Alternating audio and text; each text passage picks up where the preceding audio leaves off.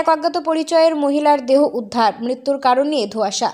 ঘটনাটি ঘটেছে শনিবার ভোরবেলা চোপড়া ব্লকের সোনাপুর গ্রাম পঞ্চায়েতের জিয়াখুড়ি এলাকায়। রেল লাইনে মহিলার মৃতদেহ পড়ে থাকতে দেখেন রেলকর্মীরা। মুহূর্তে খবর ছড়িয়ে পড়ে গোটা এলাকায়। মৃতদেহ দেখতে এলাকায় ভিড় জমে স্থানীয়দের।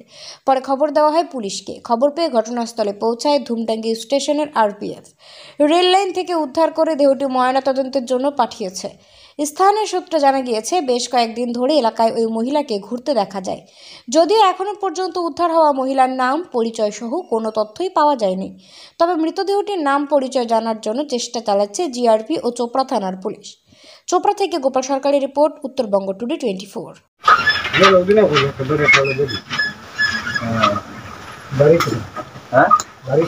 বাড়ি শুনলাম কালকে লোকে বললো সিমিটি ক্যাম্পে।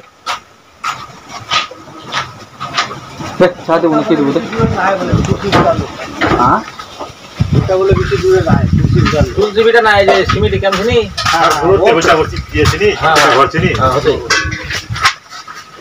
खाने मोर रात यार फले आजागुड़ी हाँ यार मैं एक हबो हु बतानु लम्बा करे मुसक्ता बॉडी पांजा ठीक है आदिवासी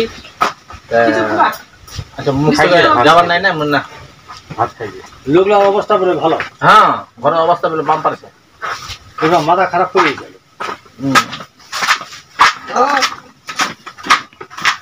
চা খা